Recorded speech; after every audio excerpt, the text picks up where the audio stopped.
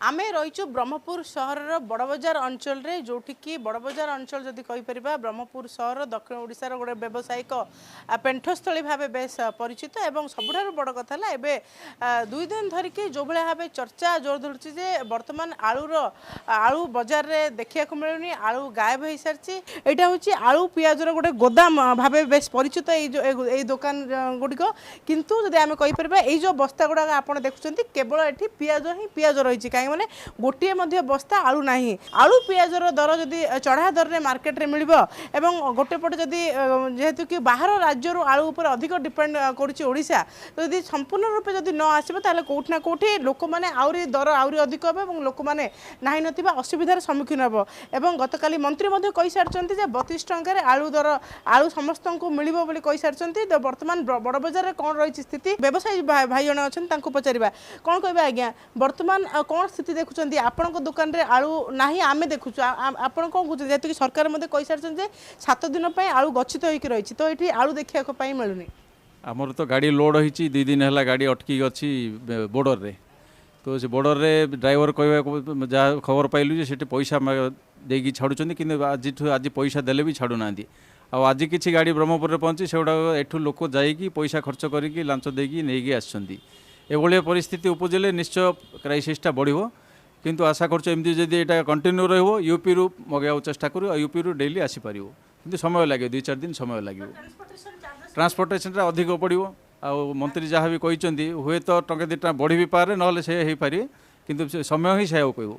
वर्तमान जो आलू दर 50 टंकार बिक्री होची तो कोठना कोठी कला बजारी होची भाबुचंती कि काहे ना आलू गोटे दिन 2 दिन न आसले किछि असुविधा नाही एवं गच्छित मध्ये आलू थाउची तो कोठना कोठी जो मुनाफाखोर व्यवसायी माने एटा को नै कि कला बजारी करचंती भाबुचंती कला बजारी कोट होची सेटा तो मु कन्फर्म न जदि भी होउथिबो सेटा जदि खाउटिंग ऊपर निर्भर खाउटी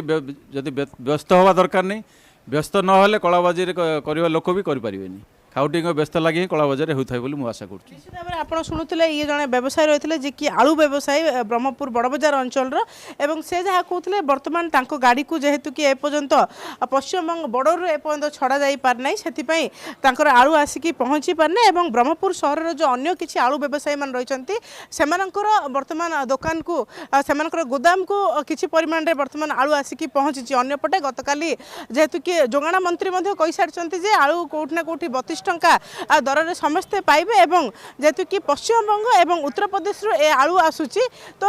जदि पश्चिमबंग ट्रांसपोर्टेशन चार्जेस बहुत कम पड़ुची ताकू नै कि लोक मानकर ऊपर मध्य आलूर दर बहुत कम रहउतला किंतु जदि उत्तर प्रदेश रो आलू आसीबो ताले कोठा कोठी ट्रांसपोर्टेशन चार्जेस अधिक पड़िबो सेति कोठना कोठी आलूर दर अधिक हबो किंतु जेहेतु कि जो सरकार वर्तमान गतकाली जो स्टेटमेंट दैचंते एवं गतकाली जो 7 दिन पई गच्छित अछि आलू गच्छित रहिबा कथा कहते किंतु ता मध्य 50 टंकार आलू बिक्री होची ताकू नहीं जो कि साधारण जो लोक मैंने रही से नाई नथिबार असुविधार सम्मुखीन होती आपड़ देखिपे किभली भाव जो कि आलू लोक मैंने नहीं जाऊँच बस्ता बस्ता आलू नहीं जाऊँच जिते आलू आसी बस्ताटी आलू नहीं जाऊँच आपण देखिपे एवं आलू आसिक यही भंडार में पहुँची सारी यहाँ हूँ जो कि रामकृष्ण आलू भंडार जोड़ा रही आपन को मुझे चित्र देखी रामकृष्ण आलू भंडार बर्तमान आलू गच्छित होकर रही तो सबुठ बड़ कथा से केते टंकार आलू बिक्री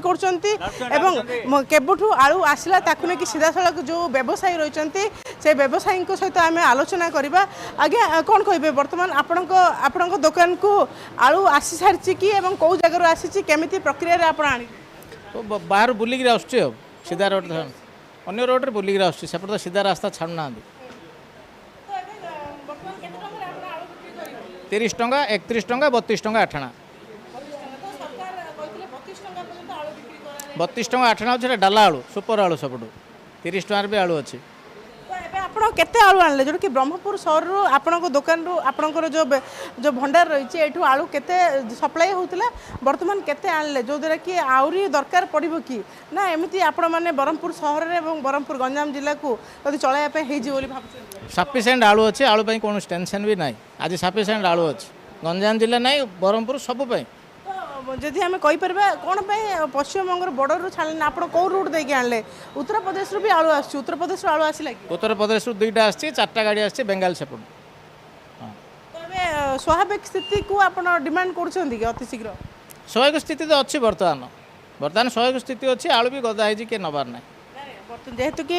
বর্ডরে বন্ধ করা যাইছি যদি অধিক দিন এমতি লাগি রহব তাহলে কোটি না কোটি অসুবিধা হব বলে আপন মানে ভাবুছেন আমি মধ্যে দেখুছু তো তাকু নেই কিছু দাবি করবে ନାଇଁ ସେମାନେ ଯାହା କହୁଛନ୍ତି ଦିନେ ଦୁଇ ଦିନ ଭିତରେ ଡିସାଇଡ୍ ହେଇଯିବ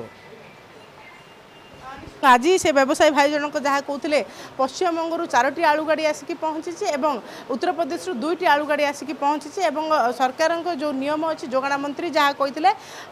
30 ଟଙ୍କା 31 ଟଙ୍କା ଏବଂ 32 ଟଙ୍କା 50 ପଇସାରେ ସେ ଆଳୁ ବିକ୍ରି କରିବା ଆରମ୍ଭ କରିସାରିଛନ୍ତି ଯେହେତୁ କି 2 ଦିନ ହେଲା ଆଳୁର ଯେଉଁ କି ଲୋକ ଯଦିଓ ଏଇଠୁ ଯଦି ଆମେ କହିପାରିବା